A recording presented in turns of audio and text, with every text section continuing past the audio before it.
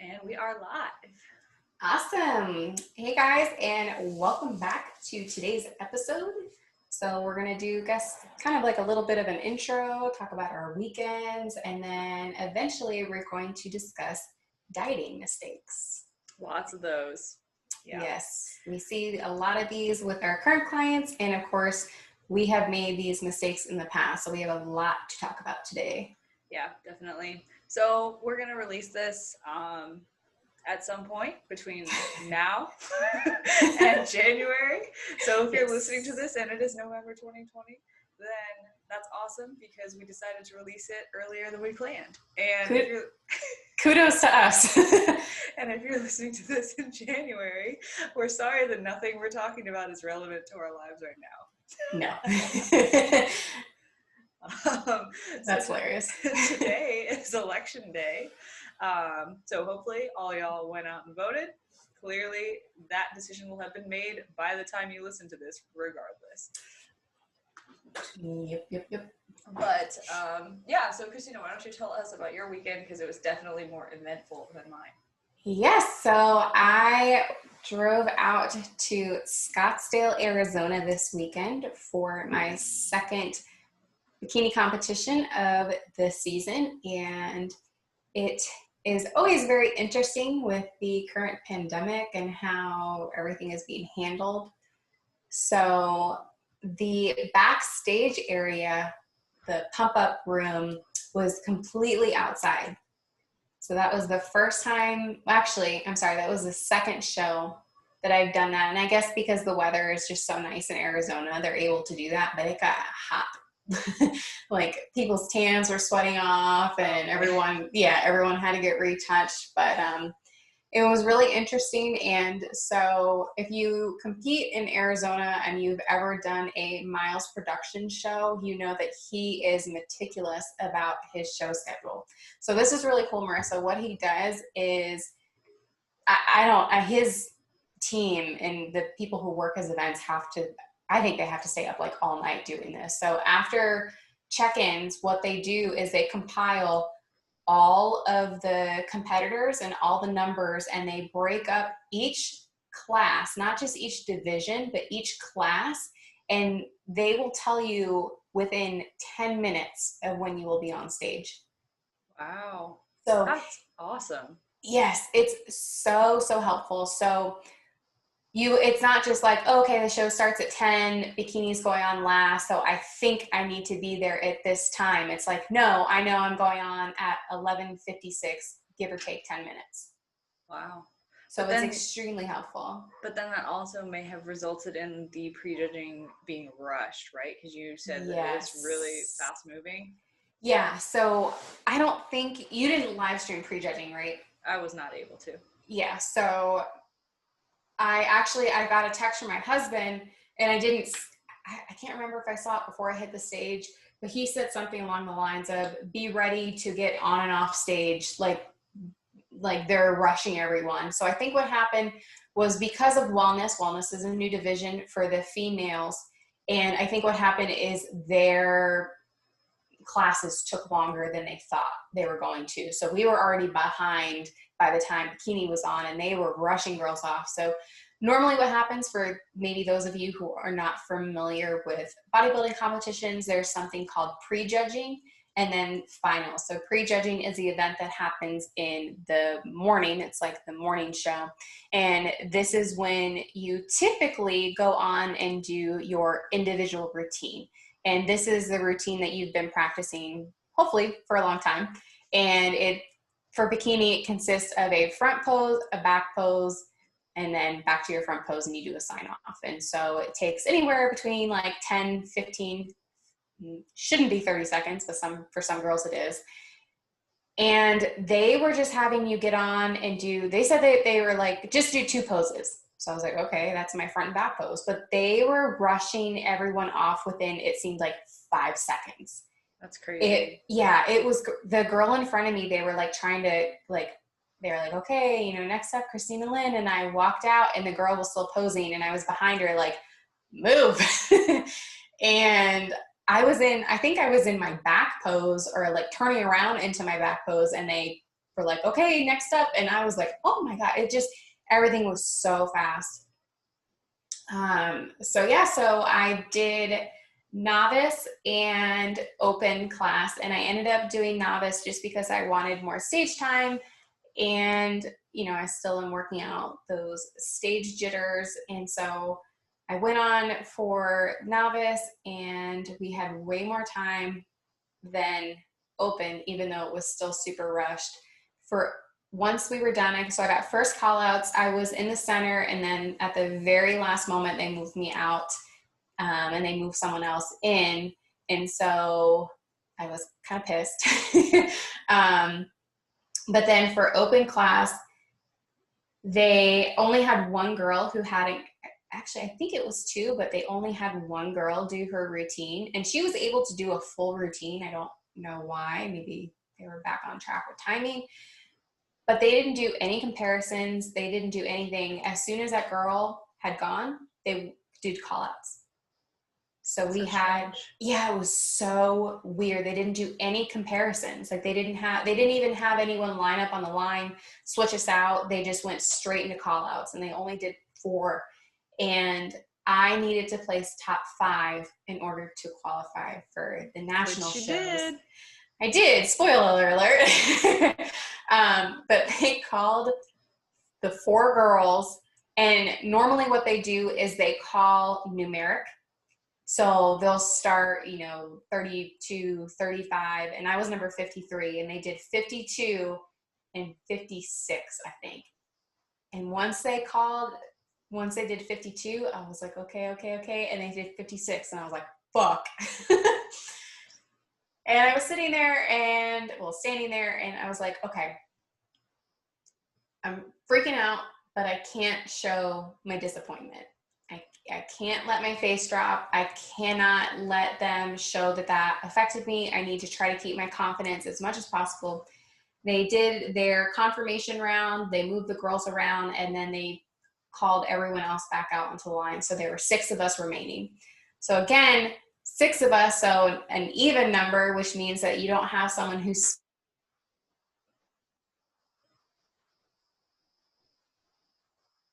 Uh-oh. You're frozen. Out on the end. And comparisons. Say that again? You froze. Okay, we're back. Okay, it said internet connection is unstable.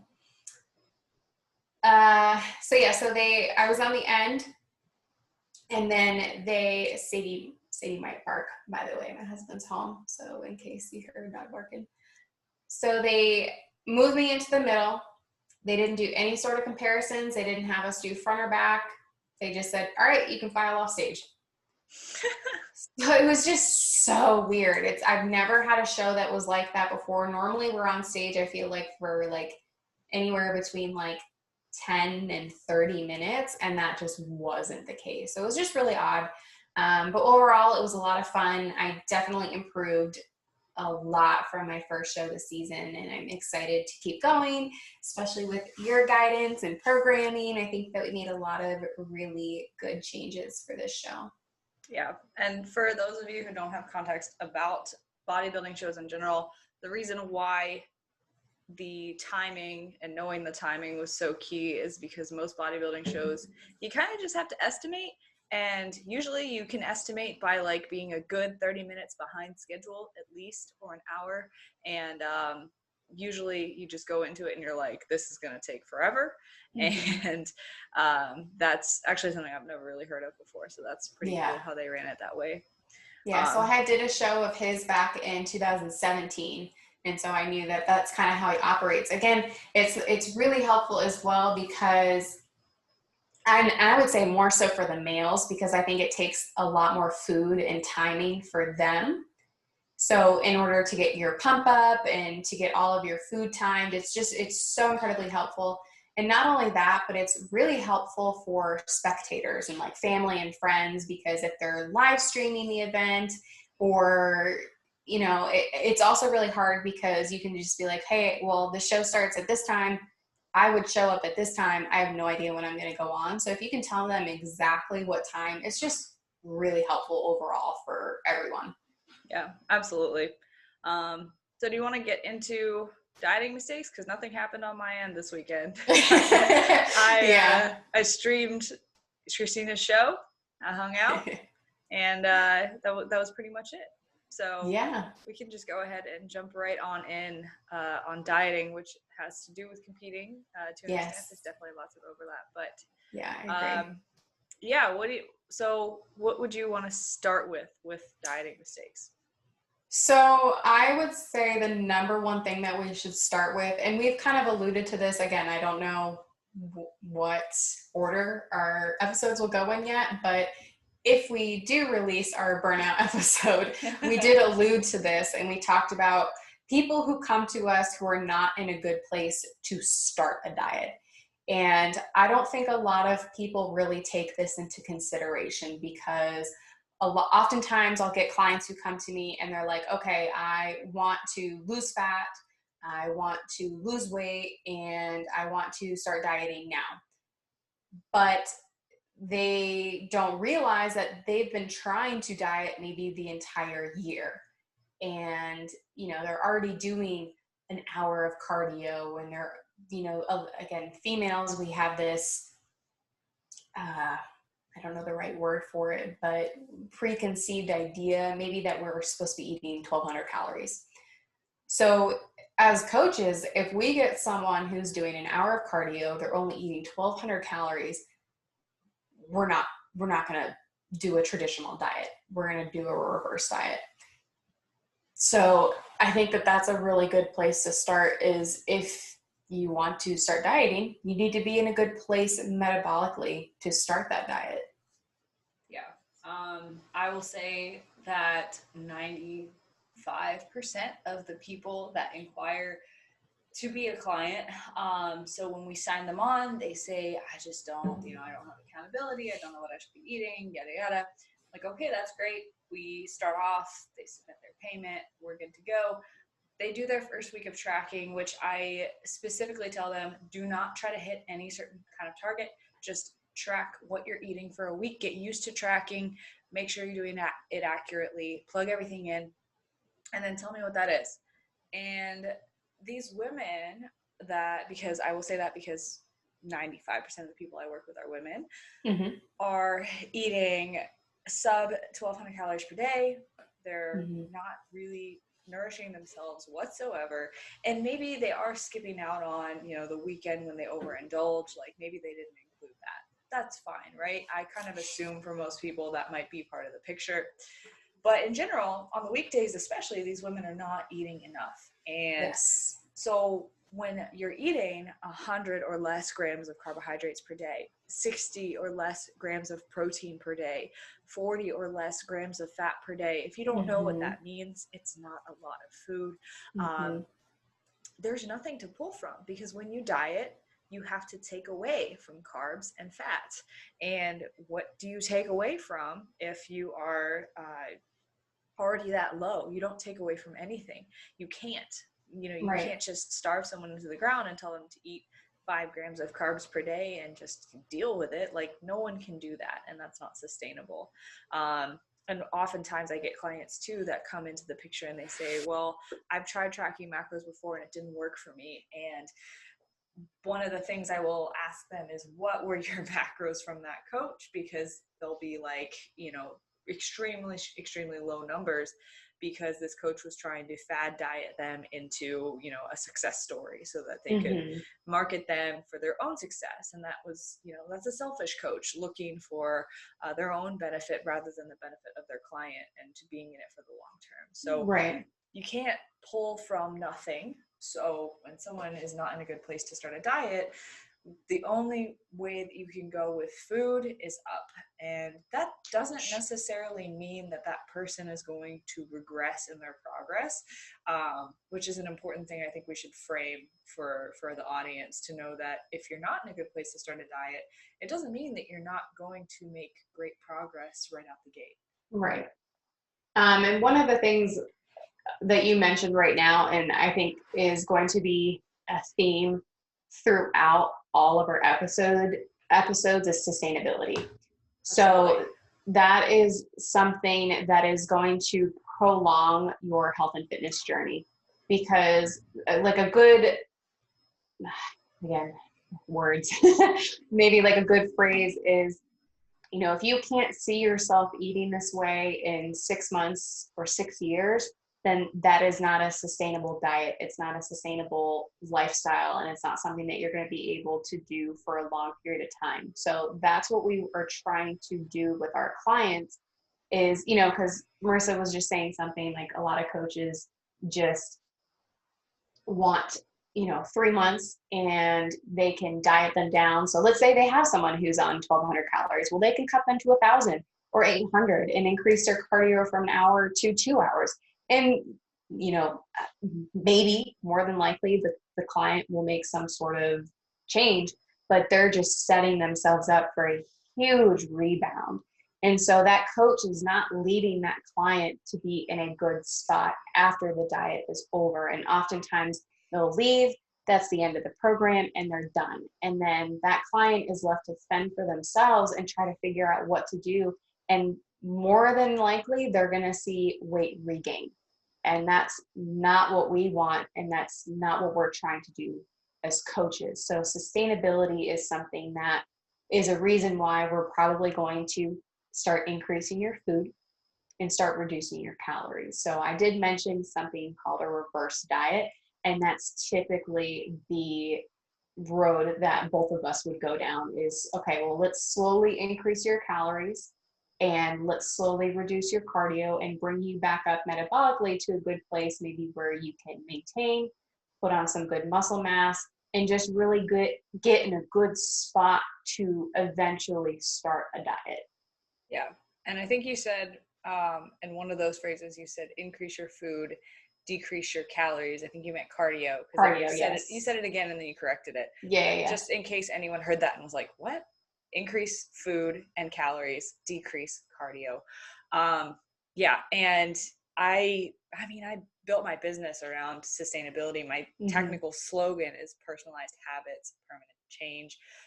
Everything is built around sustainable change. And it's important to note too that one thing that is sustainable for you now might not be sustainable for you down the road. So I talked about this a lot in another episode when we talked about burnout, but just to briefly touch on it, if you're a freshman in college and you have all the time in the world, something that is sustainable for you right now might be working out 5-6 days a week, and maybe dieting harder is something that you are capable of because you control all of your food. But maybe when you graduate college and you work a 9 to 5 and you're exhausted after work every day and everyone's inviting you to lunches and dinners and happy hours, maybe controlling your food as much and working out 6 days a week is not something that's sustainable for you. So something that's really important to analyze and look at is the sustainability that you have in your context right now. So sustainability is not some stagnant thing that we reach and we never change once we reach that. Sustainability is a constant context dependent state that we must strive to be in. So if we are right now 3 days a week for the gym and maybe tracking macros 5 days per week and practicing intuitive eating twice per week is something that a lot of my clients find sustainable for the time being. But maybe then they get pregnant, or they have a change in their life, or they graduate college, or they start a new job, or they get hit with a pandemic, and that can change sustainability one way or another, right? Maybe a pandemic increases the amount that you're able to be active and be outside. That's great. But it's important to note that when we are talking about this, pursuit of sustainability, pursuit of a lifelong way of dieting, that it changes over time. And then the other side of that is that sometimes there is unsustainability within a sustainable practice. So when you are doing something that is sustainable long-term, i.e. maybe you're tracking macros and that is something that you could see yourself doing in a couple of years. But, maybe we reverse diet, maybe we get your calories up, we get you in a good place. And then when you're dieting by nature, which, dieting to lose body fat, lose weight, is unsustainable because you're lowering your calories below what is maintainable for you. and you're pushing hard and you're adding cardio and you're doing things that are inherently unsustainable for the time being to reach a certain goal. That's the same way that competing is. You know, you're dieting for 4 or 6 months at a time, doing very extreme things for an unsustainable, you know, short period of time, but you know, it's within the context of the greater picture is sustainable. The greater picture is your lifestyle. The greater picture is that you've made these healthy eating habits and changes a part of your life. And, you know, you can dial it up or dial it down depending on the phase of life that you're in. So the bigger picture sustainability matters too. And it's not just about, okay, you know, dieting right now is not sustainable and dieting is never sustainable, so I'm just going to be anti-diet for the rest of my life. But if you have goals to lose body fat, it's okay to do that for a period of time. But we have to be able to contextualize what phase we're in, what can we do right now, and if the, you know, if what your goals are match the context you're in, you know, maybe you can diet for a period of time and then reverse out of it later. So I wanted to make, it's a little bit off topic, but still on topic with, you know, when things are sustainable or when dieting is unsustainable. And I think that's a mistake that a lot of people make, is either trying to make dieting something that they're doing for the long term, like dieting for too long, or taking the exact opposite of that and saying, well, if dieting isn't sustainable, then I can never do it. And those are two mistakes that I think a lot of people will make one way or the other. Yeah. And I think too, I mean, I love what you said about the sustainability aspect and what is, you know, something that you were able to do in college, you may not be able to do as an adult with a full-time job. So that's going to be something that you're going to constantly need to readjust and reassess and make changes. And shoot, I just lost my train of thought. What I was going to say, because I got so excited about what you said. Yeah, it's gone. Okay. It's gone. Well, we'll move on and then we can come back to it if it comes back. Yeah. And you can just interrupt at any point. Yeah. So I guess basically to summarize our first point about not being a good place to start is if you're like listening to this and you're like, oh my gosh, that's me. Like I'm really not eating as much as I thought and, you know, I'm doing a little bit of, you know, I'm doing too much cardio. Maybe, you know, reach out to a coach, or if you are doing things on your own, slowly introduce some more food, you know, slowly reduce your cardio. Don't go from one extreme to the next. But, you know, and if you see some waking, you know, it's not anything to freak out about unless you're putting on a lot very quickly. But you never know, you might be very surprised. We've had clients who start reverse dieting and they get shredded. Eating more food because they're properly fueling your body. So just really to summarize this point, you do need to be in a good place to start a diet. You can't just decide, hey, on Monday I'm cutting out bread and sugar and sweets and this and alcohol, and I'm going to hit it hard and only eat salads. That you do need to really assess where you are and ask yourself if you think you're in a good place to start a diet.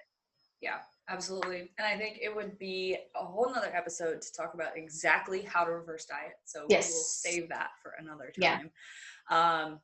But yeah, I mean, I just get frustrated with this because it breaks my heart to see people come in the door. And I'm glad that more and more people are outsourcing to coaches. I'm happy to see that nutrition coaching is becoming more mainstream. And it's not just, you know, hire a registered dietitian under your insurance or nothing at all. You know, right. I think we're headed in the right direction with this field, but it is really disheartening to see how many people are truly malnourishing themselves and don't realize how much food their bodies can actually handle. I also found it funny that you said clients will reverse diet and they will get shredded. Yeah. Because I find the colloquial use of the word shredded really funny, because I think the day-to-day person uses the word shredded in you know, the context of that person gets leaner, you see some lines, you see some definition. But we compete, right? And so we see people that are peeled to the bone. And so a lot of times I'll have friends who are kind of, recreational lifters, athletes, and they'll say, I want to get shredded, Marissa. And I'm just like, I don't know if you really do.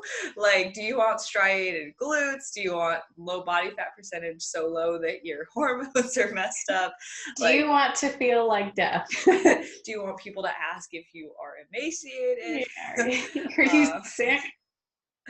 But I thought that was funny. But what we really mean by that is probably what you're already thinking is someone will reverse diet, and how that happens is they're finally giving their body the food that it needs, right? And so that their body's able to respond and feel good and make body composition changes like fat loss and muscle gain that result in that person being more toned, seeing some lines, seeing some definition, seeing fat loss, and thus shredded. Yeah, and I feel like we're going off on a little bit of a tangent, but only because this is something that we're very passionate about. Yeah, absolutely. But, some people don't understand why they'll increase food and finally start seeing changes. And so dieting is stressful on your body. It is not something that your body wants to do. So having extra body fat is beneficial for you in the long term because let's say there's a food shortage. Well, now you're not getting any calories. So what is it going to do? It's going to feed off of that fat that your body has. So it is actually beneficial to have fat stores on your body for survival purposes.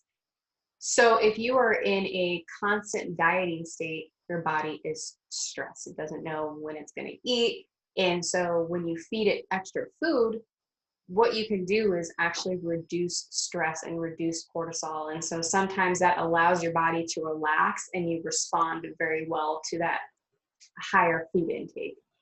So that's, I guess, some of the reason that you would see someone, it's the opposite of what you would think. You increase food and you lose weight. Yeah. And that's another reason that people will implement refeeds or diet breaks within the structure of a calorie deficit. So that's actually a really nice segue into our next mistake that we were going to talk about that people make when dieting, which is doing too much too soon or for too long. So what this means is when you do start to diet. So if you are in a good place to start a diet. Yes, context here. You have your calories. Okay, let's use a hypothetical person who is a, small female maintaining her weight on 2,000 calories per day because we like nice round numbers and we like to use those examples. Yes, a small woman can maintain her weight on 2,000 calories per day. I know, your mind is already blown. Okay, moving forward, that person maintains their weight, which means their resting metabolic rate. So if I say the word RMR, that is resting metabolic rate, that is the rate at which your metabolism would run if you laid in bed all day and did not move or do anything. Plus your non-exercise activity, so twitching, sitting to standing up, moving around, walking, doing chores. Those are all things that you burn calories doing that add on to your daily expenditure. We'll talk about NEAT in another. Absolutely. Yes. Well, well, that's actually one of our topics. Yeah. Or not topics, but one of our common mistakes. So we'll talk about NEAT in a second. Yeah, later in the episode. And then your exercise activity is, of course, more calories burned. And then the thermic effect of food is essentially how many calories your body burns when you eat food and digest food that actually takes up energy. So those four things are what constitute your maintenance calories. So this person's maintenance is 2,000 calories with all those things included. Let's say she cuts her calories by 500. So she's at 1,500 calories for her deficit. And, she starts to lose weight on that. One mistake that someone might make is, cutting too much too soon. So maybe she cuts 500 calories out of her day and adds multiple cardio sessions to her week when previously she was doing none. And maybe she tries to sustain that 1,500 calories for a month at a time instead of implementing something like a high carb day or rest days from the gym, those types of things. So the problem with this is while it will work, it will absolutely work for the time being, you're going to see results quickly. But what happens when you reduce calories and when you increase cardio is over time your body adapts to it. So your resting metabolic rate might adapt a little bit and get a little bit slower to adapt for the lower amount of calories that are coming in. Your non-exercise activity might go down because your body realizes, hey, I'm not getting enough food, so I'm going to stop voluntarily moving as much when I'm around the house. Or maybe I will just stop tapping my foot subconsciously when I'm working because it wastes energy that I don't need to be wasting right now. And your body will actually lower your maintenance total calories needed, and eventually it will match what your calorie deficit once was, right? Does that make sense? Mm-hmm. So now this person might be maintaining the weight that they've lost. So maybe she was 150 pounds and now she's 140 pounds, but now her maintenance has gone down to 1,500 calories. And she's doing the same amount of cardio, eating the same amount of food. So now what do? You have to pull from that, or you have to add cardio to that. So that's a problem because we have already made such large steps at the beginning. What do you pull from now? Now you have to start going to more extreme measures, which if you were to take a slower approach, maybe that wouldn't have been the case. Right. So this is, again, so kind of that person who's like, okay, well, let's start the diet on Monday. So let's cut this, let's cut that, let's do this, let's implement, I'm going to do 30 minutes of cardio a day. So you are doing a lot right out of the gate. And Yep. So you might see results quickly, more than likely you will, but you're going to plateau. And so that's what Marissa was just talking about, that your weight is going to be very stagnant and it's not going to move anymore because your metabolism and everything has caught up to your current intake and your current output. So what you're eating and how much energy you're burning every single day. So now what do? Well, you have to decrease your food again and you have to increase your output. So maybe more cardio, maybe more workouts. And so what we like to do, again, going back to that sustainable aspect, is we like to do things very gradually. And so that way you're not, I think one of the analogies is you have a gun and you don't want to shoot all of your bullets. Like you don't want to use all of your strategies. Yeah, all of your ammo. You want to be in a position where you plateau and you can say, okay, well, I'm only doing 10 minutes of cardio after my workouts. Well, now let me try 15, or I'm getting 5,000 steps in a day. Well, maybe let's bump up to 6,000. So just small incremental steps are going to be so much more beneficial over the long term than just doing things too quickly, too soon. Yeah. So let's put that in a practical application. Mm-hmm. So let's say this same female is doing, she's got 2,000 calories to work with to start from her maintenance, right? And so let's say instead of cutting 500 calories out the gate, maybe she starts with 250, and that's still going to induce a calorie deficit, and she's still going to be below her maintenance day to day, and that's going to still add up to weight loss week to week. So maybe it takes her a little bit longer to see that initial change, but she's still able to see the results that she wants, and then over time, she can start with maybe no cardio, and then when she hits that plateau, 5 pounds down the road, she is able to add in a little bit of cardio, and then maybe get down to that next 5 pounds, and then from there maybe she reduces another 250 calories. Maybe she's able to shave down another 5 pounds from there, and then maybe she adds in a couple more cardio sessions, shave down another 5, etc. And so if you're doing things in a slow and gradual manner in that way, usually that's the best way to not get over a plateau, but prevent plateaus. Or even like push past one. Yeah, because oftentimes a plateau really just is, I could talk about why I think a lot of times plateaus are BS. But if you are at an actual plateau, a lot of times it's just, you need to pull from somewhere to be able to get past that. And so when you have the resources to, it's that much easier.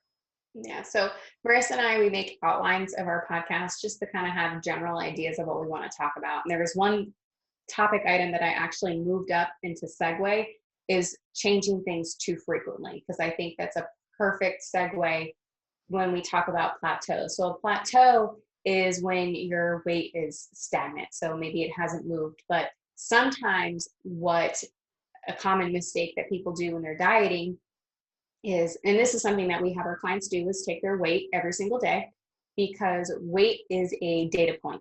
And that is something that as coaches, we analyze and see how certain variables are interacting and how they affect your weight, your physique, and things like that. So let's say your weight has been stagnant for a couple days, or maybe even this, again, the same female has actually seen a weight increase. What happens is someone that, this, our female that we're talking about, will be like, well, I'm clearly not progressing, so I need to change something. Nothing, or it's not working, I need to change something. And so they change things too frequently. And sometimes, I've had, I'll take me, for example, this prep, I had the same macros for months on end, basically January to like, I don't know, June, I feel like, maybe even July. And I made progress. And sometimes progress is not only in your weight, it is your progress pictures. Maybe you're still making strength gains in the gym, but if you're constantly changing things too often, it's hard to know what exactly needs to be finessed or needs to be tweaked. So oftentimes just staying stable week to week can actually be more beneficial for you. And it may not be a true plateau. It's just, you need to keep working, keep putting your head down, putting in the work, and you'll see a weight change. That I feel like that's what happens the most is, and as a coach, I'm sure you've seen it, where you'll tell a client, hey, just let's keep this, everything the same this week. I feel a new low coming. I think you're going to drop soon. You just need to be consistent, stay the course, and not change. And boom, there you go. You'll see a new weight change or a new low. So I think that, again, a big mistake is just changing things too quickly. Yeah, and one of the biggest things about coaching that most of you guys listening probably don't see from the other end is that coaching is just a game of managing variables and managing consistency in variables. So what I mean by that is, if someone is not making progress, we have a number of variables to look at. So we have your diet, we have your training, we have cardio, we have sleep, we have stress, we have overall quality of life, we have food quality, we have hydration, we have so many things, digestion, hormones. Absolutely. And with females, with coaching females, we have hormones that fluctuate every single month. So that's going to be a variable that is not constant. But we do look at the things that we can keep constant over time. So let's say you're hitting your macros to a T and you are getting in all of your workouts and your cardio, but you're not seeing progress. Okay, what else can we look at that is a variable that is not constant? Okay, maybe you're in the most stressful 2 weeks of your semester, maybe it's finals, and you are a high reactor to stress. So that is a variable that has changed that can impact your progress. Maybe that's also impacting your sleep. So there we go. We have all of your variables with training and nutrition. They're all squared away. They're all good. But on the other hand, you're freaking out all day long and you're not sleeping. How is that not going to affect your progress? It does. And so when we are coaching, the reason why we ask for those other things, the reason why we look at every single variable is because the easiest way to see progress is to be a robot and to not have any change in any variable at any time. I've had clients who, for some reason, their life just has no ups and downs, or they're just like super monotonous in the way that they live their life, that they are able to be very robotic. And to an extent, that can be a good thing, right? Because you're able to control all variables going in and out and things. I will tell you, with those clients, I have seen how easy it can be to make change in someone's physique, progress, and strength because all variables are managed. But for the general population, most people, will not have it that easy, and we have a lot of moving parts in our life all the time. And so the game is, how do we manage these variables, or at least take these variables into account so that we can make good progress? And so this is a really good segue into talking about non-exercise activity, because this is one big variable that I think has kind of been revolutionized lately in the coaching sphere. Non-exercise activity in the context of step counts. So your step count is one really easy way to get a rough gauge of what your non-exercise activity is. So, how many steps you're taking throughout the day can be included in, how you're walking around your house, doing chores, walking to and from the bathroom at work. Those things all play into that non-exercise activity. But a lot of times what happens, like I said, is when you start dieting, you start to not notice, but you might be compensating for that. Some people compensate more than others depending on their lifestyle. And I'll tell you right now, me personally, I compensate and eat a lot when I'm dieting. I sit more, I lay down more, I don't want to walk around as much, and I'm just much less active overall. But if you pay attention to your non-exercise activity, one thing that I try to keep very constant when I do diet is my step count, because that tells me, okay, even though I'm dieting, I'm still getting, for me, 7,000 steps per day is my goal. And if I keep that constant, then I know that that's one variable that I'm not compensating my caloric expenditure with, and I'm able to better lose weight when I'm dieting, maintain my weight when I'm not. And, when I do see that dip down, for example, right now in the winter months, it's getting harder and harder to get those steps in because it's cold, not taking walks outside, and having to kind of just force myself to go do walks in the gym more often because I want to keep that up. It's much easier to mitigate a calorie deficit or put yourself into a calorie surplus when you're not managing that variable, when your steps just drop off a cliff, and now all of a sudden winter months hit and you're no longer moving as much. And that makes a big difference. And NEAT has been shown to be one of the larger factors in weight maintenance and weight gain lately in research. But I really wanted to hit home on that point. So when you are just playing the game of managing variables, and I'll be finished up with this point very quickly, so you can add on, NEAT, non-exercise activity thermogenesis is what that stands for, is one really, really big part of it that is super important to pay attention to. So if you do have a fitness tracker, definitely look at that step count. Yeah, and if you watch on the YouTube channel, you see that both of us have our smartwatches on, because that's that's something that as competitors, it's something that Marissa and I have talked about before, that's something that we wish we had known when we first started competing, and just generally when we first got into fitness, because I think in the past, we used to think, okay, well, I did my cardio and I got my workout in, so I burned a ton of calories. Now I can veg out the rest of the day. I did all my activity. Circa 2018. Yes. And so again, that NEAT is really important. And actually, I don't know if I would make the argument that it plays more of a factor, but you definitely can create a bigger deficit. And again, going back to what we were talking about earlier, how when you are dieting, that is a stressor on your body. And so your body doesn't really want to diet because it wants to hold on to those fat storages. So when you are dieting, what your body does is it down regulates.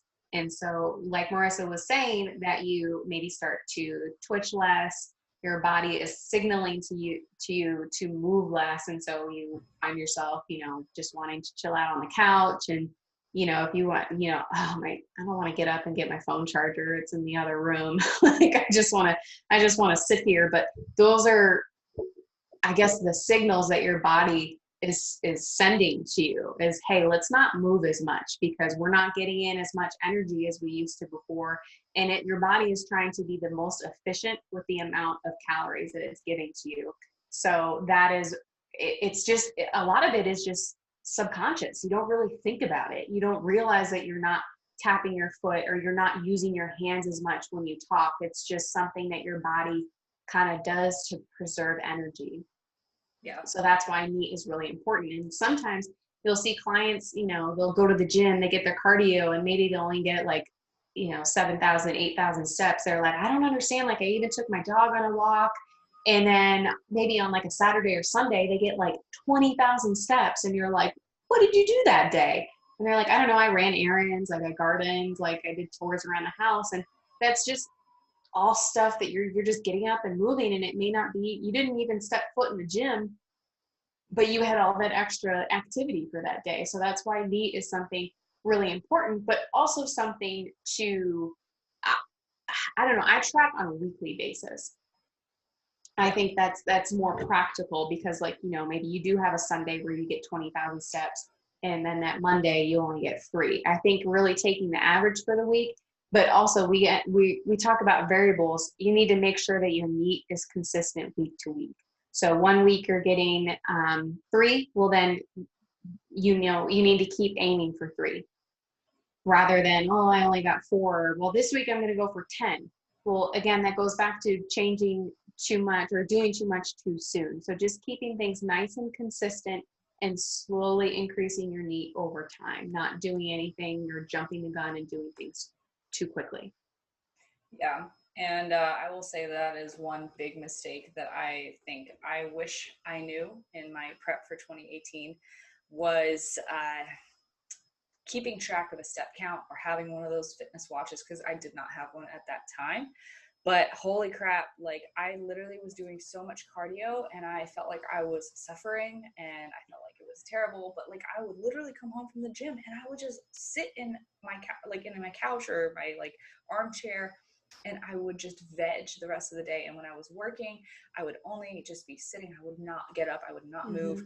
And so I was compensating my NEAT a ton. And so if I had just had a step count, I cannot even imagine how much more productive I would have been that prep, because maybe I would have cleaned my house more. And how much less cardio you would have had to do. Yeah, exactly. To just keep that step count stable, or if we increase the step count, a lot of times it depends on the person, it depends on the client, but sometimes I'll have them do a step count instead of adding cardio to their day. Or other times I will just look at their step count and I'll say, hey, let's just keep it in this range to make sure that that's staying constant. And then we'll have certain like amounts of minutes of cardio. But it's something you see, right? If like you're looking at a competitor on Instagram and they're going through a contest prep and they're taking selfies in their bedroom mirror, and all of a sudden their bedroom just gets messier and messier and messier because they're not cleaning it, and there's just clothes in the back because they're not cleaning it. But if they were able to, count some of that movement towards their day-to-day expenditure, then that's more motivating to get a lot more stuff done as well. Yeah, definitely. It definitely forces you to get up off the couch and be like, all right, I still need to be active. I still need to be a productive member of society. Yeah. Absolutely. So that's one really big thing that I think we've both been able to utilize lately. So if you do have some kind of a step counter, it is absolutely valuable. And is it 100% accurate? Is it going to get your steps to a T? Absolutely not. If you wave your arms around, that's going to be 5 steps right there. But it's a nice, general, rough guideline of how much you're moving, and it will pick up on enough. Yeah. I would say another dieting mistake to move on to another topic, because NEAT, we could talk about NEAT for forever. Let's just do a whole episode on NEAT later. Yes. I feel like that's the theme for our podcast. Let's just do a whole podcast on that. Yeah, we're like picking these big brushstroke topics when really we should just be diving into one little nuance at a time. But we'll get there. We'll get there. Yeah. I think that just also shows the complexity of health and fitness and how deep you can dive into every topic. Yeah. And like how much overlap there is in every topic that we talk about. We've already talked about our burnout episode. We've already like segued into a reverse dieting and a NEAT episode that we're going to need to do soon. Yeah. So another dieting mistake is only focusing on the scale. So clients who think that the scale is the only measure of progress, when there are so many other factors that we look at. And of course, if a client is 250 or 300 pounds, well, we're going to need to see some weight loss in order to see some progress, but if we're taking our small female that we were talking about who's eating 2,000 calories, there are other factors to focus on that will show progress. So one of the things I like to share with my clients is, how are your clothes fitting? Are your clothes fitting better? Do you generally feel better? Do you feel like you're looking leaner, or you see more definition? Are other people commenting about how you look, and do they notice any difference? You have friends and family who are telling you things, because a lot of times, and especially someone who is new to resistance training and new to weightlifting, they actually might see the scale increase. And that's really scary for females. That's something that we feel like is automatically we're moving in the wrong direction. We're doing something wrong. We need to increase cardio. We need to decrease food.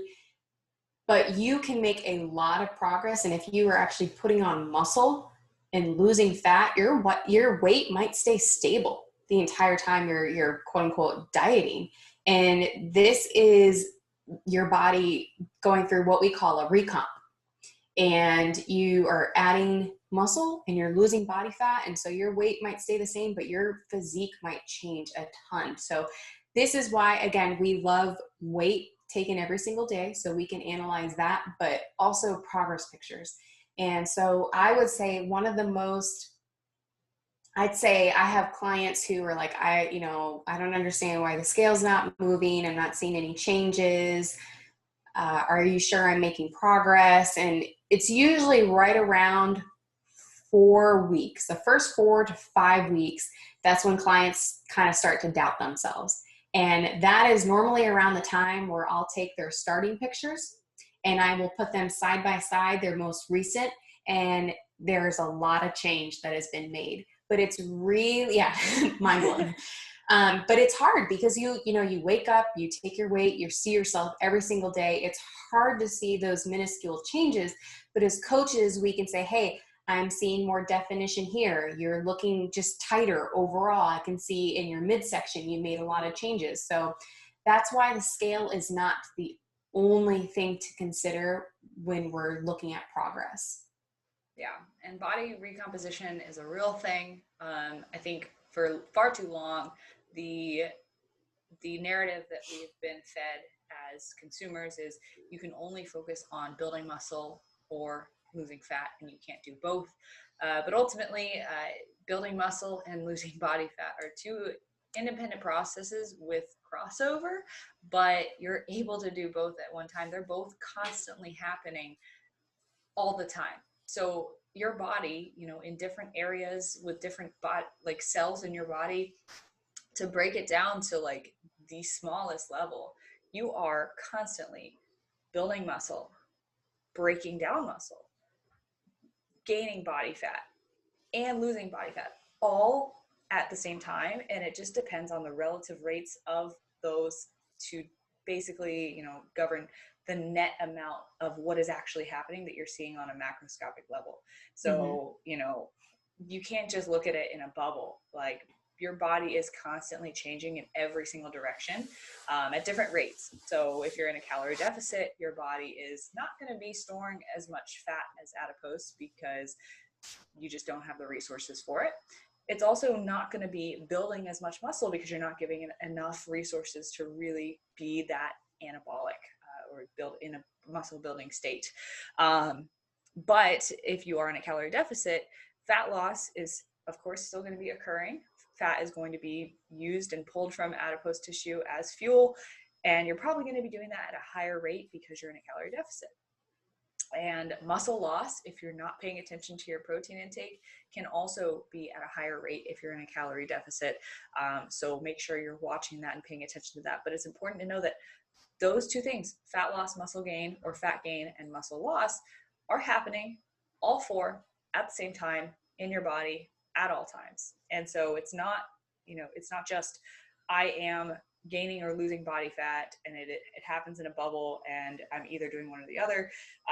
There is very much overlap, and your body is constantly, if you're giving it the right fuel and training it the right way, is constantly going to be going undergoing recomposition, and it is a very real thing. And the other thing I wanted to kind of talk about with focusing on the scale is I will even push that out to say body fat scales and body fat percentage tests.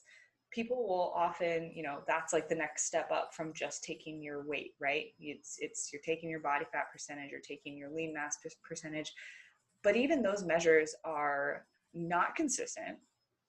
Oftentimes they're not accurate. And even if they are accurate, what does accurate even mean? Because the only true way to get your body composition measured is to die and dissect yourself. And no one is going to do that. It's so morbid. I'm sorry. Like the gold standard of body fat measurement is hydrostatic weighing, which is going underwater. But even that has error that you have to account for. So the only true way, I'm sorry, is to literally pull out the fat from your body and weigh it. And it has to be post-mortem.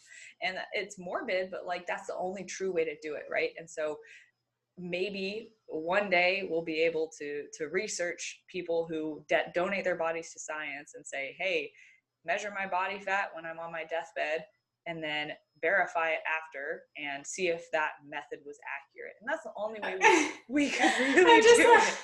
I'm just imagining like tombstones. It's like, they have the start date and your end date was 12.5% body fat. Like it's so bad, right? But these methods aren't accurate. And even the gold standards of body fat measurement, what are we comparing it to really? So when you are taking your body fat measurement, just use the same method over time and use a well-validated method. So when I say that, I'm talking about a DEXA scan. I'm talking about someone who's certified and very well versed in caliper measurements. But even if you're going to use body fat scales or the InBody or Bod Pod, take it with a grain of salt, because it's really not giving you the best information ever. And the best information that you can use to apply to yourself is going to be your progress pictures. It's going to be a change in trends over time, and circumference measurements. That's a really big one. So your waist measurement, your arm measurement, because you are doing it for yourself. And if you measure in the same spot every single week, that is a reliable way to measure change over time. So if you're taking your waist around the smallest part or your belly button, that is one really good way to measure body composition change, fat loss in a specific area, without getting too granular or into all of that body fat scanning stuff. And it's ironic because I actually work in a lab where I give people bod pod scans, and I'm talking about how I don't trust them.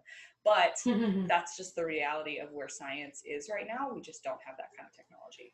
Well, it's the same thing with DEXA scans. Like there are a lot of variables that can affect the outcome of those measurements, like your water, if you've had anything to eat or drink that day. And I just said water. But yeah. Yeah. Another thing, sorry. Go ahead.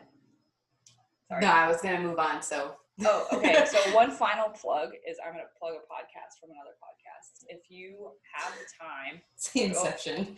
Go listen to the Iron Culture podcast episode that they released on body composition measurement tools. They actually have Grant Tinsley, who works in a lab with like a bunch of different body fat testing equipment.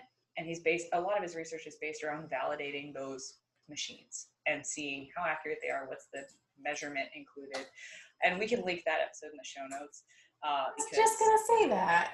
Yeah, because it is a great episode. And if you want to hear the nitty gritty about how these things can vary and how you should be paying attention to your body fat based on those measures, then that's a really good time to listen to. So now we can move on. Sorry about that. No, you're fine. So the other thing I was going to mention, so we're still talking about focusing too much on the scale. So another maybe common complaint that I get from clients is having unrealistic expectations when it comes to weight loss. And this actually I don't know if it could be its own topic or its own mistake or something but I think it has a lot to do with the number on the scale. that I'll have clients who are like, hey, I'm losing weight, but I'm not losing weight fast enough. Or I don't think I'm losing as much as I should each week. So they have this unrealistic expectation of what dieting is like. And, or, you know, maybe they plateaued for the week and they get discouraged and they just, you know, I think one of the things to think about is, you know, you probably didn't put on 20 pounds in a month. It happened gradually over time. So it's the same thing with dieting, and dieting is hard. Even if you do everything 100% correct, you're killing yourself in the gym, you're, you know, doing everything that we just talked about in this podcast, right? You're getting your steps in. Sometimes you just don't lose weight, and it's hard and it sucks, and you have to keep going and keep pushing. But clients that I have to tell them, realistically, you should be losing about 1% of your body weight per week.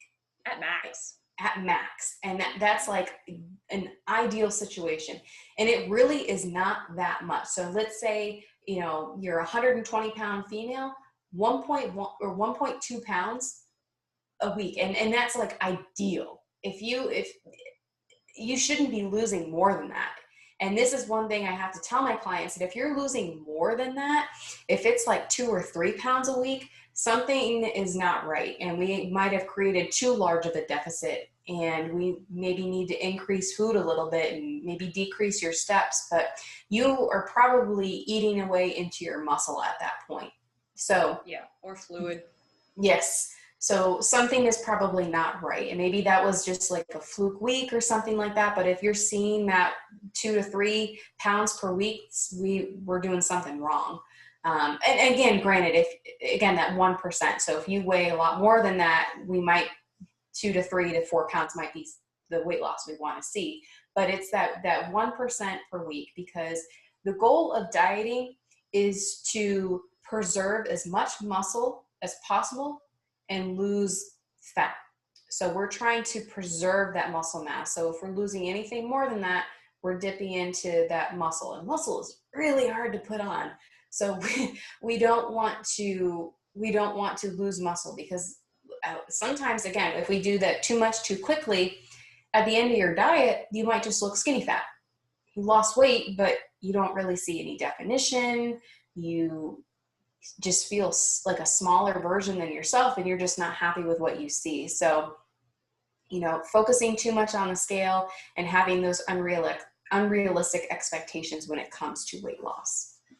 Yeah. And I mean, I have clients that are 250 pounds and 1% of their body weight is going to be 2, 3, 4 pounds per week. Mm-hmm. And I actually had a conversation just before we got on here and started recording with a client that I was recording a video for. And she said in her video, hey, I saw some weight loss this week. I saw 2 pounds of weight loss this week.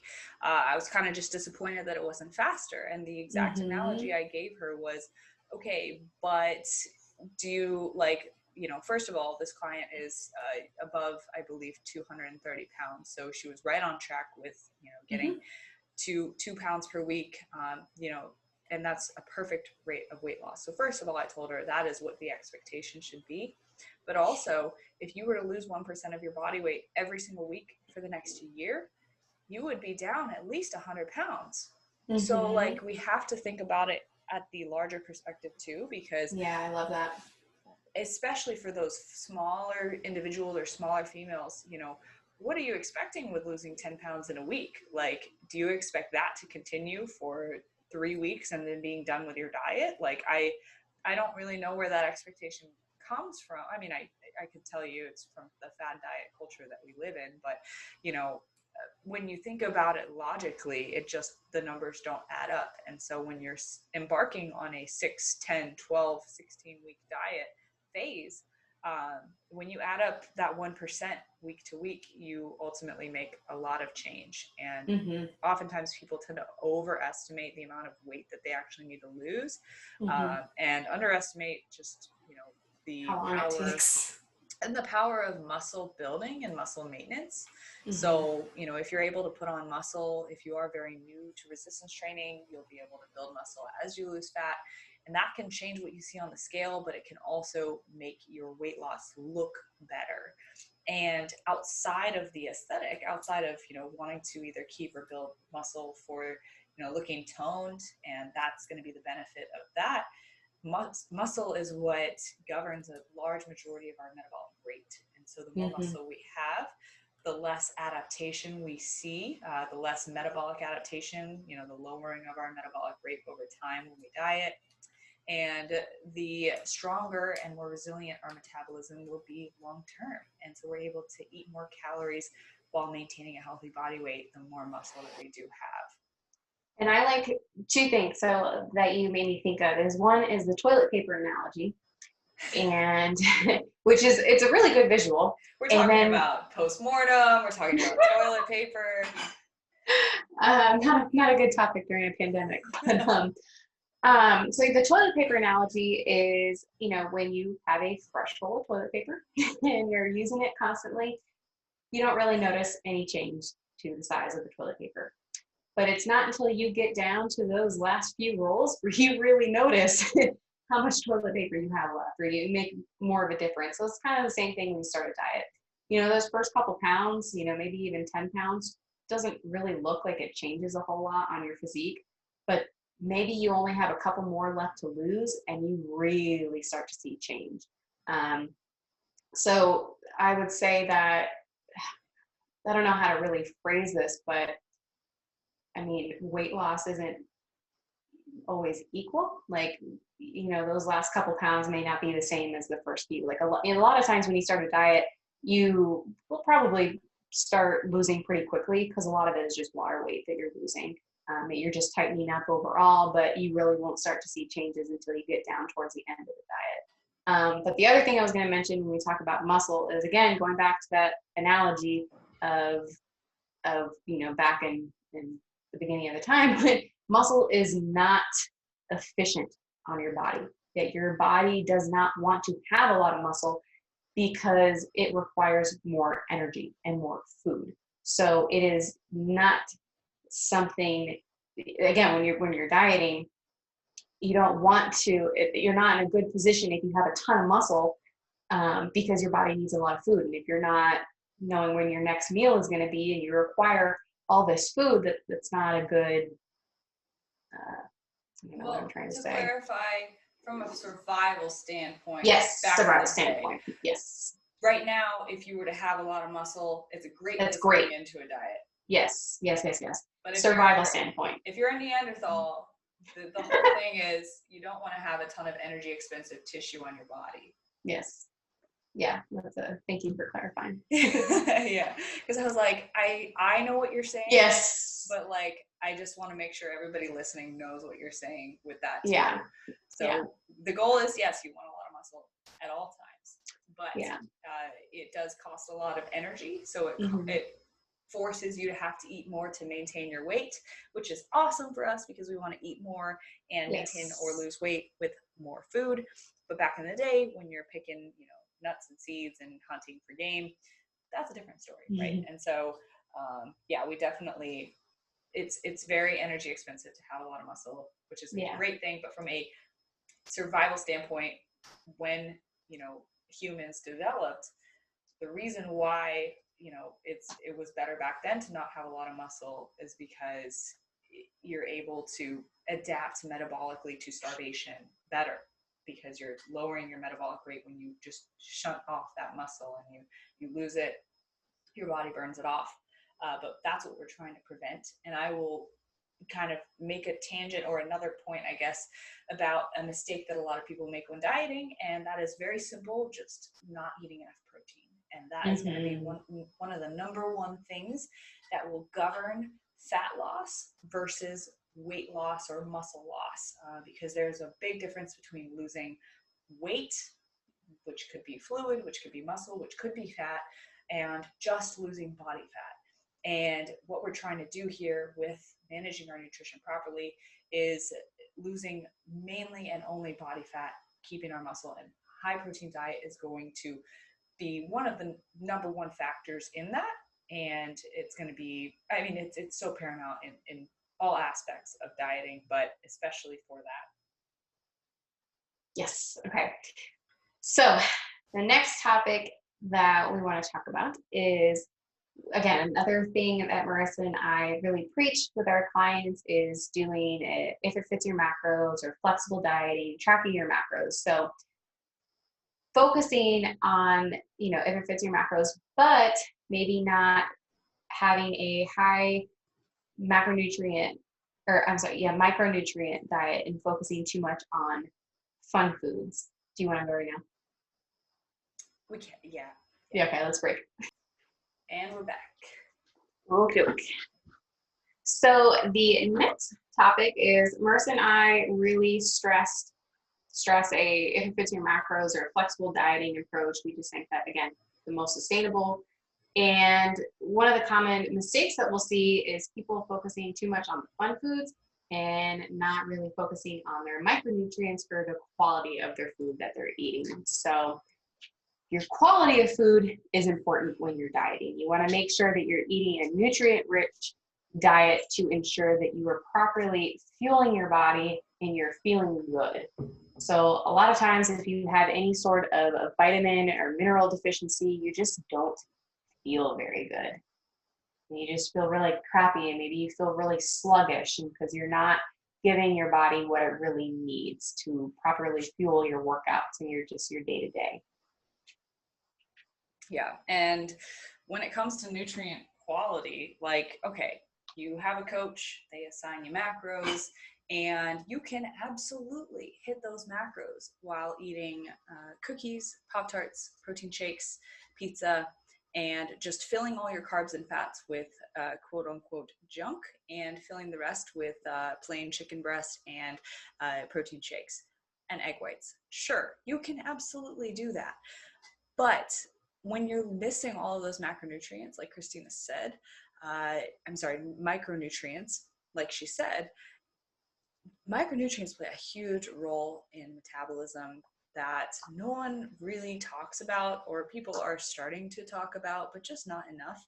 And so the reason why we preach eating whole nutritious foods is not just because we are #health and we want to be, setting a good example, but because these foods actually play a role in our energy and our metabolism the same way that drinking more water does. It's not just hey, let's eat these salads to look like we're healthy. It's these foods that we're eating have nutrient profiles that are beneficial to our metabolism, to our energy, to our cognitive clarity, to our performance in the gym. So yeah, there is a difference between eating a Pop-Tart pre-workout versus a bowl of oatmeal with a side of egg whites or something. There is a big difference between eating a whole food sourced diet and just filling numbers to fill them. And this also plays into satiety. So when you are dieting, your calories are lower and you're going to feel less full overall. You're probably going to feel hungry. And oh man, I just thought of another mistake that people make. But to stay on this topic, food volume is important. So more often than not, nutrient-dense food, so things like fruits, vegetables, whole grains, lean protein sources, have more volume to nutrient ratios, meaning you get more physical space with your food when you eat nutrient-dense food. So for example, 100 calories worth of broccoli, you've probably seen this analogy before, is like a whole freaking plate full, versus like 100 calories of chocolate is like 2 little slivers, right?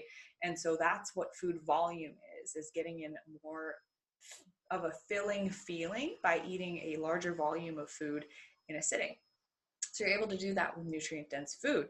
And it's not just psychological, although that's a big part of it. Looking at a big plate that's filled with lots of food makes you feel fuller from a psychological standpoint. But because those foods also have fiber and water in them, you're able to actually physically feel fuller and get more satiety signals from your brain and your stomach after eating a meal like that. Yeah, that's a really, really good point. And I would say something to think about is kind of like eating the rainbow. That's a good way to think about making sure you're getting in good amount of vitamins and minerals, and really focusing on that food quality. And of course, you can go overboard and try to eat too healthy, and you're not having any, I guess, diet like not restrictions, like what's the word I'm looking for? Flexibility. Like flexibility in your diet. Flexible dieting. But yeah, really. And then I think the other thing too is, so we both use MyFitnessPal, and you can go on, and when you're looking at your macros and you're plugging in your foods at the bottom, when you're looking at your nutrition for the day, you can scroll down and see your sodium, your potassium, your vitamin A, vitamin C, calcium, iron, any other micronutrients that you really want to hone in on.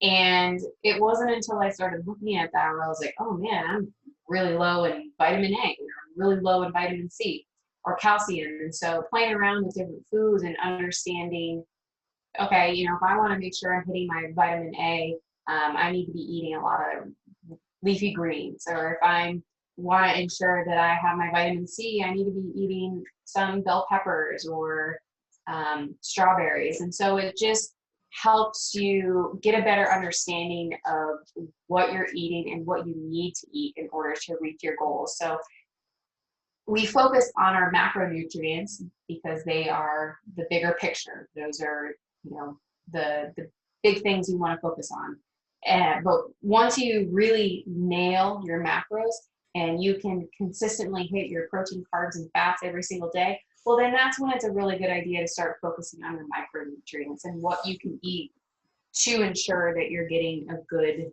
variety of vitamins and nutrients. Yeah, it definitely needs to be kind of like a tiered level of commitment. So what I mean by that is focus on hitting the bigger numbers first, focus on the macronutrients, focus on being consistent with those variables. Then when you're doing that, take inventory on the foods that you are using to hit those macronutrients, and make sure you're getting in a good variety of fruits and vegetables. Make sure you're not just going to the store and reflexively buying the same thing week after week, because ultimately those foods that you repeat over and over again might be low in some nutrients and high in others. So you might be starting to build some sort of deficiency over time if you're not incorporating enough variety. Most people don't tend to have that problem. I tend to have the opposite happen with clients, is that they get tired of eating the same things, so they really want to incorporate variety, but that just takes extra effort. But make sure that you're swapping out fruits and vegetables, you're eating things that you enjoy, and you're trying new things, and you're challenging yourself, because ultimately this is a lifestyle change that you're embarking on. And part of it is about, all of it is about challenging yourself. But oftentimes I don't think we think about challenging ourselves in ways that we're going to enjoy. Eating different foods, trying different recipes, and continuing to incorporate things that we think we will like doing. Another mistake that I thought of as I was talking about that was, when I was talking about satiety, food volume, and being hungry. This is one big mistake that I think a lot of people make, is they set themselves up with the expectation that if they eat with a ton of food volume, that they're not going to be hungry. That being hungry is something that you need to fix, and you should not feel that. But ultimately, if you're in a calorie deficit, you're going to feel hungry sometimes, and you have to be able to accept that. For example, I'm sitting here and my next meal is in about 45 minutes, and I am hungry because I am in a calorie deficit. And Christina, I am sure you are too. I'm in a little bit of a deficit. Yeah, so we're both, for context, we're both dieting right now. I guess I could have included that in the intro. I did start a mini cut, but I kind of forgot about it. But anyways, I'm a little hungry right now, and I'm just sitting with it, and that's okay. And that's a conversation that I have to have with a lot of clients, because a lot of times people react very reflexively to hunger, and they say, oh my God, I'm hungry. I have to eat right now. And that's not a requirement. You're not going to die if you push your hunger off for another hour. Now, if you push it off for a week, yeah, you might, but that's not the problem that we're facing. Food is very readily available in America or wherever you're listening to this too. So I promise you'll be fine. But we have to, first of all, dieting and being in a calorie deficit is a choice and a privilege and a blessing to be able to choose to put yourself in an energy deficit, because that's not necessarily the case in all parts of the world. So first of all, acknowledge that privilege.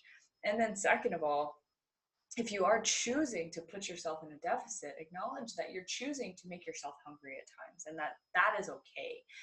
And that you need to be able to sit with that in order to be successful, because ultimately hunger is not something you're going to be able to fix 100% of the time. And if it is something that you feel like you need to fix and you must always eat whenever you feel hunger, then you're not going to be successful with your diet, because you're going to have problems adhering.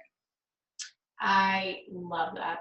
You made a really, really good point. And I think, again, with social media, and I feel like we're going to talk about this all the time, but when it comes to social media, I think that some people have this misconception that if they have a good coach, then they're going to be dieting on really high calories and they're never going to feel hungry. And, it's just going to be this magical diet. And we talk about, even if you do everything 100% correct, sometimes you might need to diet on lower calories in order to get where you want to be. And you're, like you mentioned, you're going to be hungry at times. And that doesn't mean that your coach is doing something wrong. It's just that you're dieting. And so you're in a deficit. In order to lose weight, you might be hungry at times. And now, of course, there are things that you can do to mitigate that and not make it the most miserable thing in the world. But there might be times where you're going to be hungry, and that's it. That's just part of dieting. Yeah, and control your variables, because a lot of times another mistake people make is they will make it harder on themselves. And this can come in the form of, as we talked about, not paying attention to meat, and not paying attention to food quality. So someone might make it very, very hard on themselves to stick to their deficit because they're not choosing satiety inducing foods. Yes. And then another one, which is a great segue into the next point, is not reporting intake, or not reporting full intake at all times. So what we wanted to touch on was tracking those little things that we maybe are hard to track or hard to quantify, but they still count. And oftentimes I find that clients sometimes get into the mindset that if they're not putting something in MyFitnessPal, that it didn't happen. And we can't subject ourselves to that kind of denial, because it's going to make the process that much harder for ourselves. So for example, before we touch on the extra variables, I want to just jump on the food volume real quick.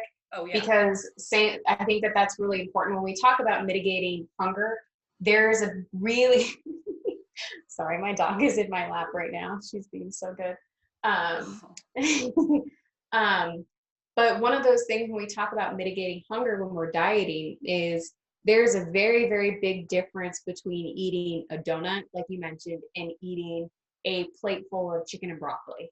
But to go even further than that, like let's say someone is eating 120 or 150 grams of carbs, and they're choosing to eat rice, or they're choosing to eat, high sugary cereal.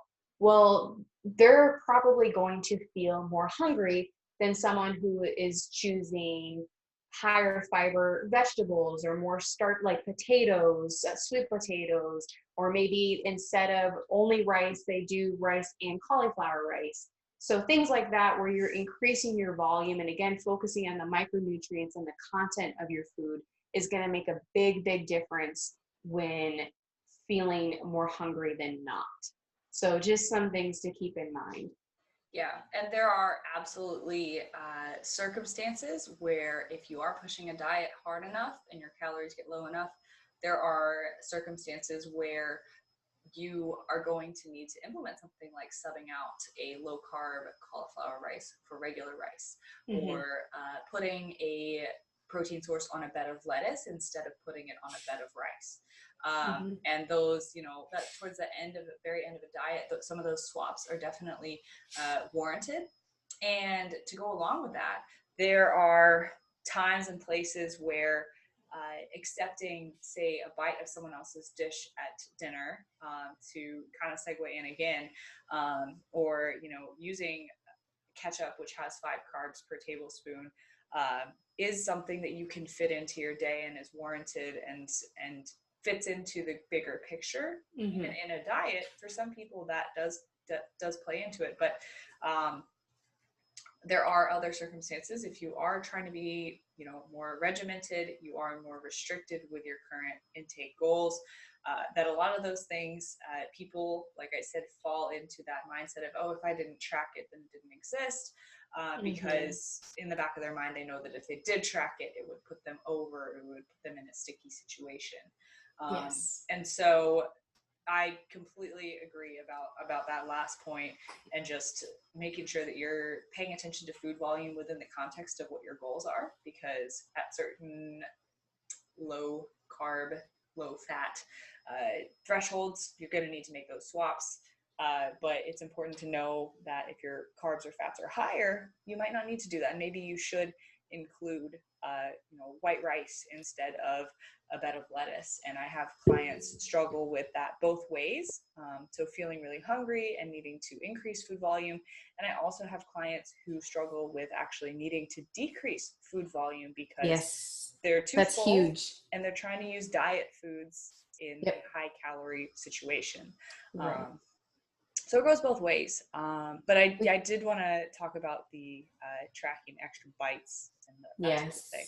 Yeah, tracking those little extras, the nibbles, the drinks, the condiments, and I think this is especially true. I feel a lot more from like moms and parents, where, you know, maybe they're eating things off of their kids' plates or little things here and there, and those little nibbles throughout the day can really add up. Yeah. Same thing with condiments.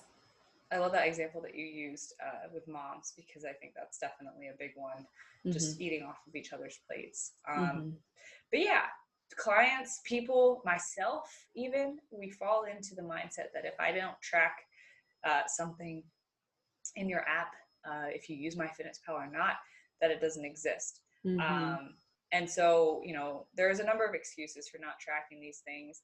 One of the most common ones is, oh, well, I didn't know how to track it because it was a bite of a homemade casserole and I only had one bite, but maybe that bite was an entire forkful. And so what I suggest in those circumstances, first of all, let's provide a practical solution for how these people can track these things. Just take out a couple of carbs and fats for that day. You know, just search up in MyFitnessPal the word fat or the word carb, and plug in a certain number of grams that takes out maybe 50, 100 calories from your day, depending on what it is you indulged in, because that can make an impact, right? Because you take 5 bites at a party of 5 different things, that could be 250 to 500 calories that you have now used on just miscellaneous things that now are not accounted for. Yeah, and we talk about the big picture things. So the reason why tracking these extras is important, because like, let's say it's something like an extra tablespoon of peanut butter. Well, if you're doing that every single day, there might be a good chance that you're no longer in a deficit. And so all of those things really add up. And another thing we mentioned, condiments, just because it's not a food item, I mean, condiments can have a lot of calories, a very high fat, very high carbs. So that's something that you want to look at, is what are you putting on top of your food? What are you cooking your food in? Are you adding a whole, you know, tablespoon of olive oil when you cook your veggies and you're not tracking that? So just little things to, I guess, pay attention to when you are tracking throughout the day. Yeah, absolutely. It's the oils, it's the salad dressings, it's the condiments. Use as much mustard as you want, because that is 0 calorie. But you know, sauces, all of those things have calories. They're not negligible. And even the ones that are negligible, if you use enough of them, it can still add up. So if you're using 2 tablespoons of a regular ranch salad dressing every single day, and that's cutting into your ability to adhere to your fat macro, you know, take a look around the store. Another practical solution is just look around, because there are a lot of low calorie solutions for a lot of these dilemmas that people have that you may have never even seen before. And depending on who you are listening to this, maybe you already use some of these things, but things like sugar-free ketchup, sugar-free barbecue sauces, low-calorie salad dressings, like the Bolt House Farms ones, and now there's just a billion different brands that have stemmed off of that being created. That are Greek G. Hughes. Yes. G. Hughes is my man. Sugar-free barbecue sauce, that is a great one. They also have like honey mustard, teriyaki. Teriyaki was a new one. Everything. And I've used a ton of those. Instead of using making your own, like a salad dressing that I'll do is honey mustard, apple cider vinegar, and a little bit of Walden Farms. And like something like that, I mean, you just made your own salad dressing, and it's something that can save you hundreds of calories a day. Yeah, absolutely. And you're taking action and responsibility on that so that you know how to track it too. So it's something that you can now control. Another one is liquid calories. Yes, they count. They do count. Your smoothie at Smoothie King is 600 calories. Your Coke that you didn't get diet because you don't like the taste of diet quite yet, you know, that is like 40 carbs. Well, depending on the size. Yeah, supersize me. Yeah. Oh my goodness. Yeah, it's a lot of sugar. And alcohol too. A lot of people will look at a label.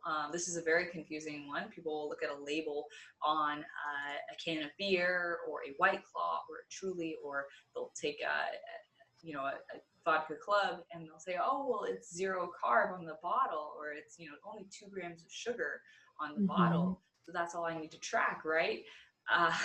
Not quite, not so fast.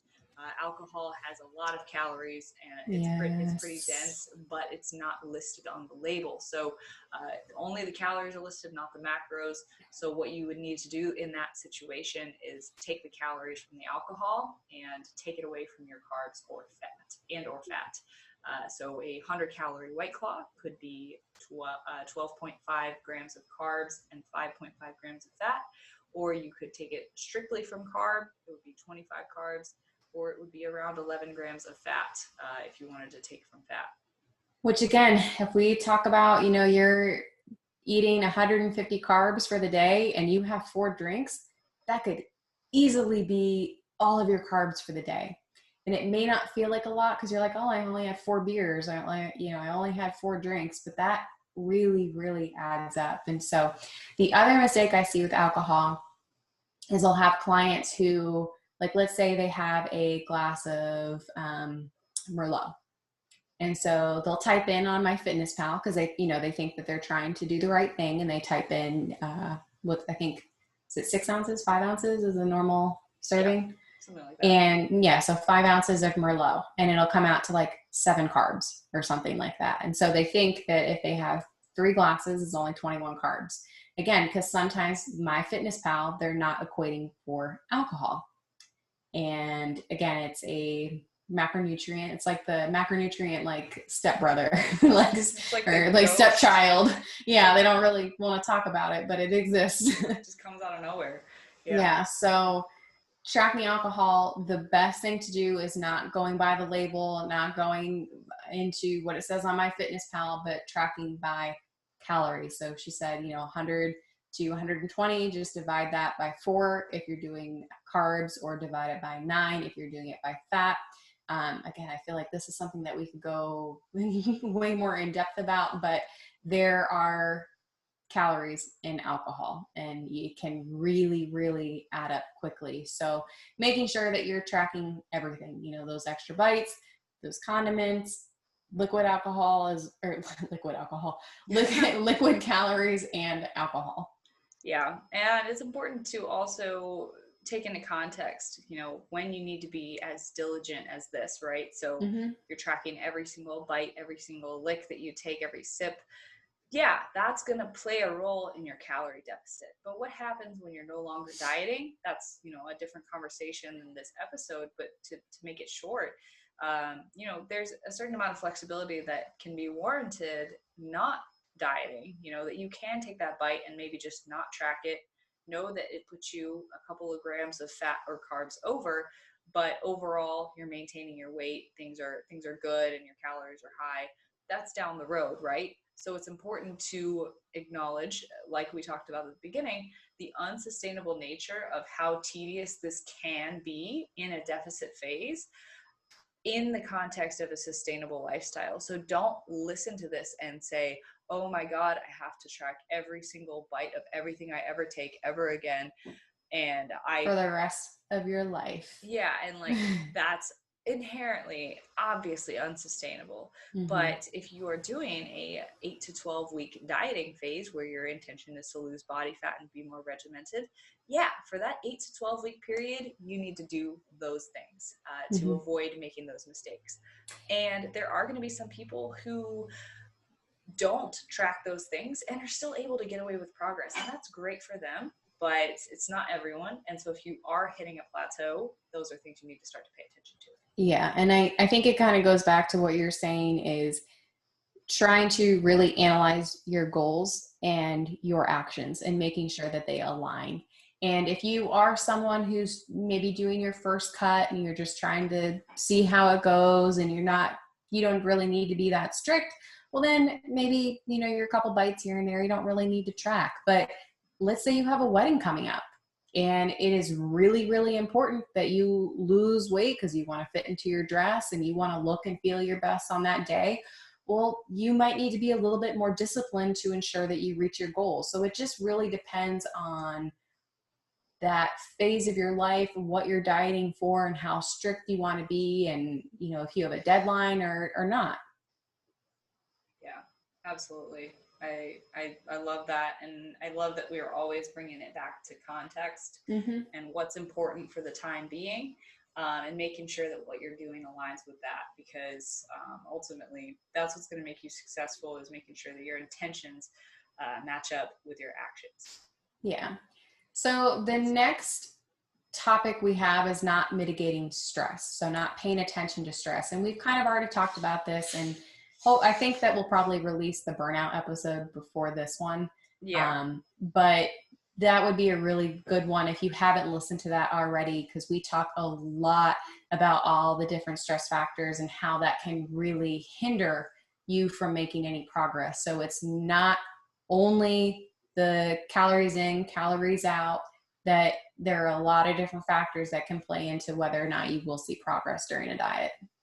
Yeah. And to keep this part short, I think, before we run too long, I would really also suggest listening to that episode, because we talk a little bit more about what stress actually is physiologically, how it kind of impacts everything regarding progress, and how it can stop progress or create burnout. But when you're raising stress, you're raising your cortisol, and that can cause water retention, and that can mask the progress that you're making too. So even if you're not mitigating stress, maybe you're in a situation where you can't get rid of the stress that is put upon you. Maybe that's a pandemic. Maybe that's a temporary shift at work.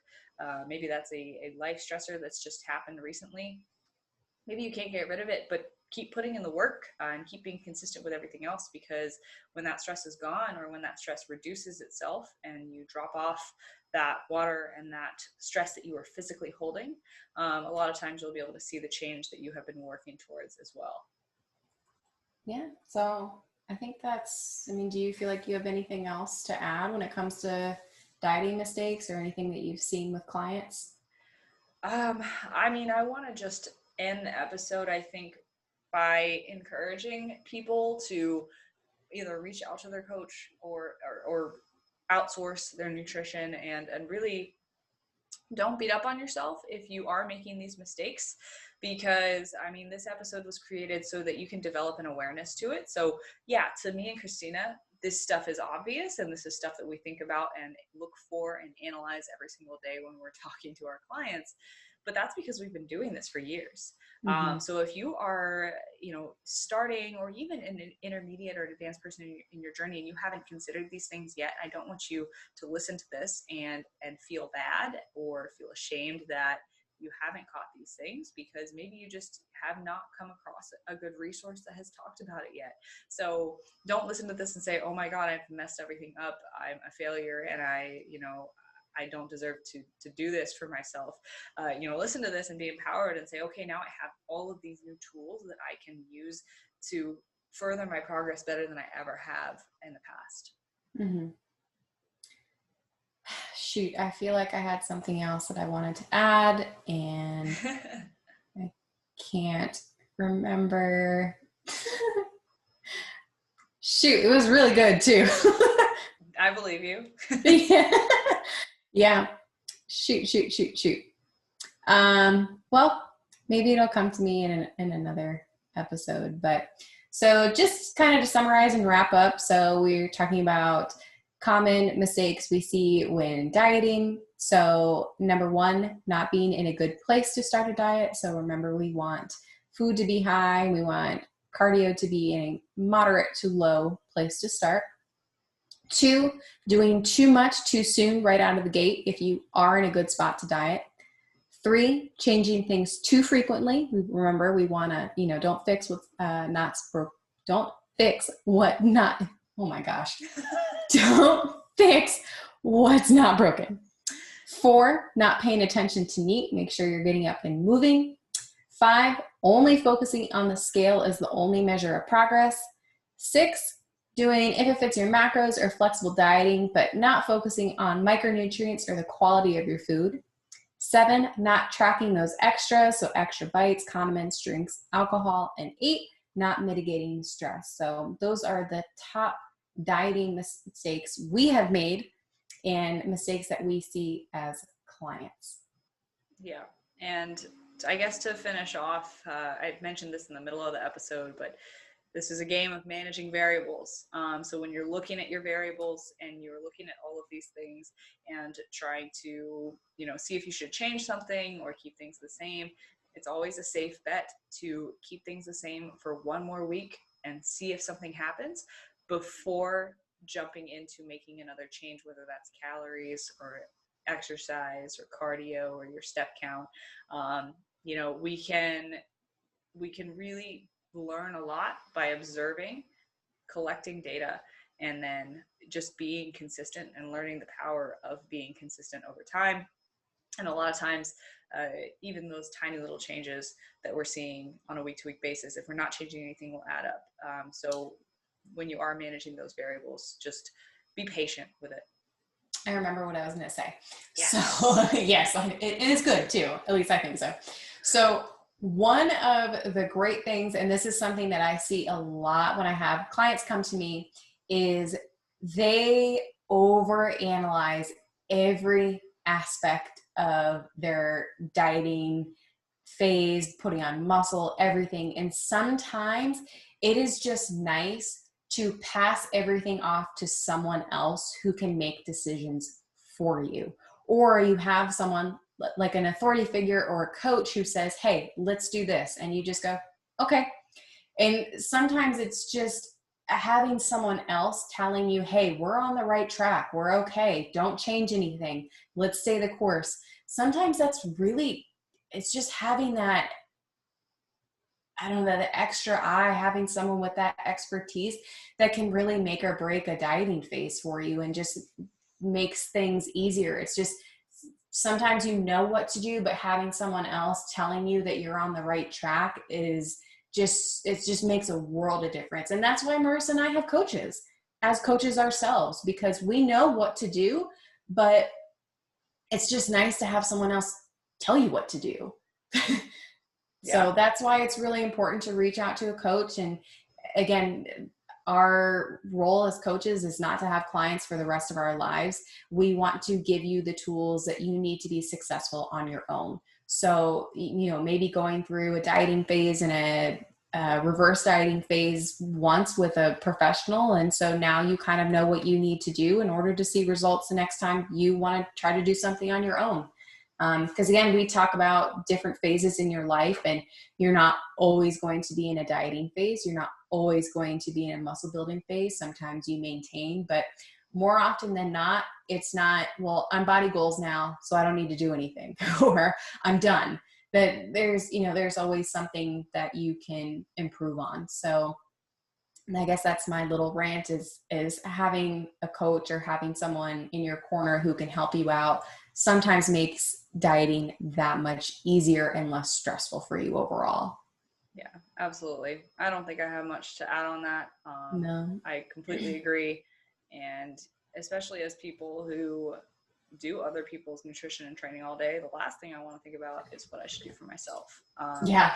So outsourcing can just be very powerful for busy people in general. You know, if you just don't want to have to think about it and you want to just have that plan in front of you, you know, maybe it's not forever. Like she said, you want to be able to learn these things, take it for the long term for yourself. But if you're doing it for the first time, it really does help to outsource. And that goes for a lot of things that aren't just nutrition and training, but it can be very, very valuable. Yeah. So I think that's it. You know, we hope you enjoyed this episode. And if you haven't already, make sure you're subscribed to the podcast. And we'd appreciate it if you could leave us a rating and review if you liked it. If you didn't, don't review. And if you're on YouTube, then give us a thumbs up, leave a comment below, give us some feedback, and let us know which episode that we mentioned talking about this today that you'd like us to do next. Yeah, so if you also like this episode, make sure you share it with a friend, or if you think someone could find it beneficial. And you can also see Sadie if you want to pop in on the YouTube and see what we look like. Or you can find us both on Instagram. You can find me at Christy Lynn Fit, and you can find Marissa at Marissa Roy Fitness. So thank you guys for listening, and we hope to see you back next week. Woo!